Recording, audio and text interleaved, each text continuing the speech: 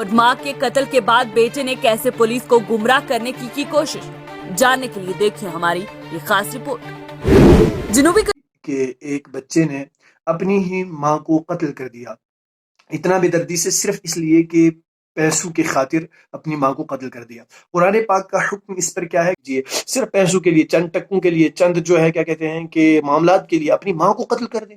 اللہ اکبر کبیرہ، ہمیں یہ سوچنا چاہیے۔ اور ماں کے قتل کے بعد بیٹے نے کیسے پولیس کو گمراہ کرنے کی کوشش، جاننے کے لیے دیکھیں ہماری یہ خاص رپورٹ۔ جنوبی کشمیر کے ضلع اننت ناگ کے کہربل علاقے میں ایک خاتون کے قتل کے الزام میں بیٹے اور اس کے دوست کو گرفتار کیا گیا ہے۔ یہ وہی معاملہ ہے جو چند روز پہلے ہم نے آپ کو بتایا تھا، جہاں ایک بیٹے کے یہ بیانات تھے کہ اس کے والد کے کسی غیر عورت کے ساتھ ناجائز تعلقات تھے، جس کے چلتے اس کے والد نے اس کی ماں کو چھت سے گرا کر مار ڈالا ہے۔ ساری ژامت اندر یمو میری موج کھڑمت ہور تو اتھ دِژمٕژ بۄن دٲرِتھ یِمن گژھِ پھاسہِ پٮ۪ٹھ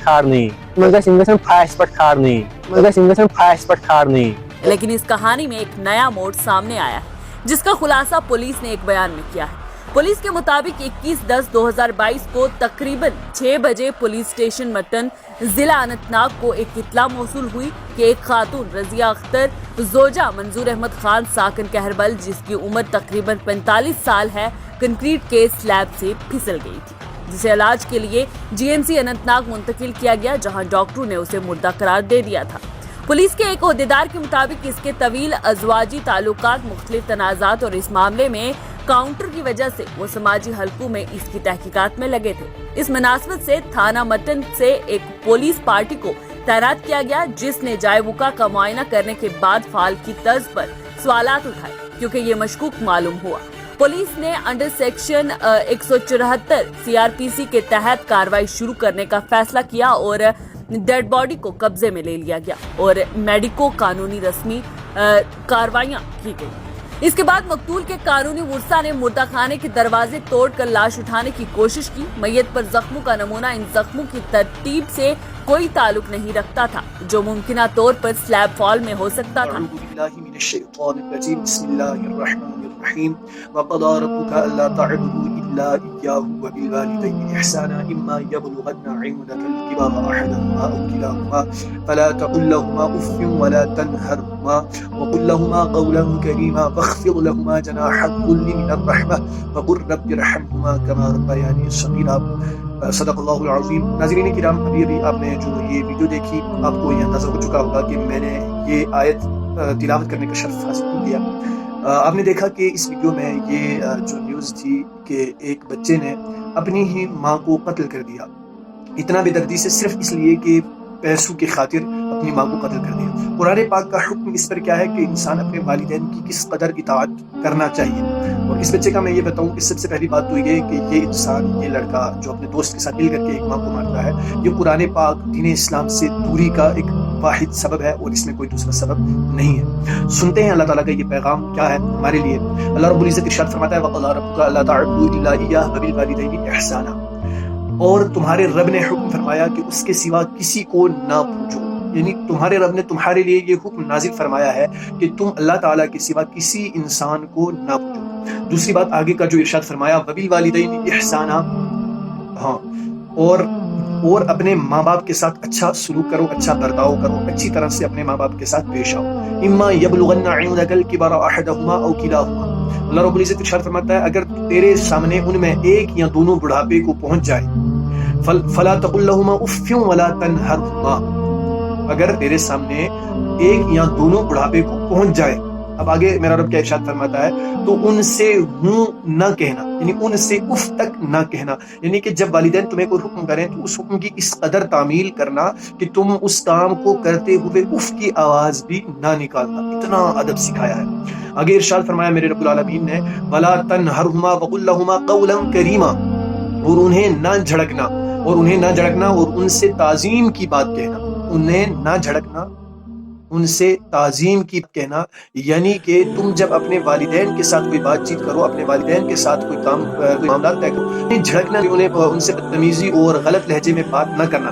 آگے رب نے فرمایا وَخْفِضْ لَهُمَا جَنَاحَ الذُّلِّ مِنَ الرَّحْمَةِ، वक़ुर रब्बिरहम्हुमा कमा रब्बयानी सगीरा, और उनके लिए आजिज़ी का बाजू बिछा, यानी उनके लिए आजिज़ी, नरमी, इंकिसारी का बाजू बिछा। नरमी का बाजू बिछाने का मकसद ये है कि इसकी तफसीर देखते हैं कि इसकी तफसीर में क्या फरमाया।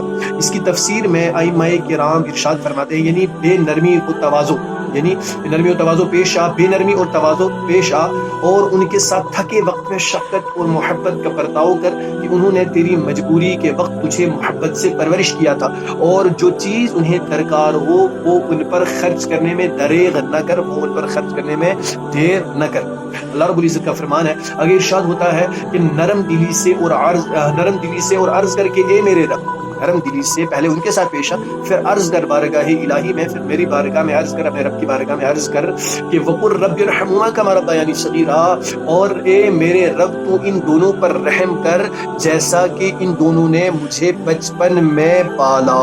यानी कि इस कदर अल्लाह ताला से दुआ करो कि ए अल्लाह रहम कर इस तरह से, मतलब ऐसा रहम कर इन पर कि जैसा इन्होंने मुझे बचपन में पाला, मुझे रहम से पाला, मुझे शफ़क़त की, प्यार किया, लाड किया, मोहब्बत की, और यहाँ तक कि मेरे लिए तमाम मुश्किलों को जो है झील लिया, मुश्किलों को बर्दाश्त कर लिया। इसलिए ये अल्लाह रब्बुल इज़्ज़त ने पैगाम इरशाद फरमाया है उन लोगों के लिए जो अपने वालिदैन के साथ बदतमीज़ी के साथ पेश आते हैं, अपने वालिदैन के साथ जो है क्या कहते हैं कि गलत जुमले, गलत बातें जो है हमेशा कहते रहते हैं। इसलिए मेरी सबसे गुजारिश है कि अल्लाह रब्बुल इज़्ज़त की तरफ से जो ये पैगाम आया है, और ये भी है कि वालिदैन का नाफरमान बहुत बड़ा गुनहगार है, और वालिदैन की नाफरमानी करना, सही बात में वालिदैन की नाफरमानी करना गुनाह कबीरा है, और ये इंसान को बहुत दूर तक ले जाता है। इसलिए सभी से मेरी ये गुजारिश है कि जो ये क्या कहते हैं कि ये पैगाम हम तक पहुंचा, जो ये एक न्यूज़ हम तक पहुंची, और हमें ये ख्याल होना चाहिए कि हम अपने वालिदैन के साथ उफ तक हम नहीं कह सकते, हम उनके कत्ल में शामिल हो सकते हैं, नौज़ुबिल्लाहि मिन ज़ालिक। तो गोया कि एक तो कत्ल का गुनाह तो गुनाह है ही है, लेकिन उसके बावजूद वालिदैन की बदतमीज़ी, वालिदैन के साथ बदसलूकी, वालिदैन के साथ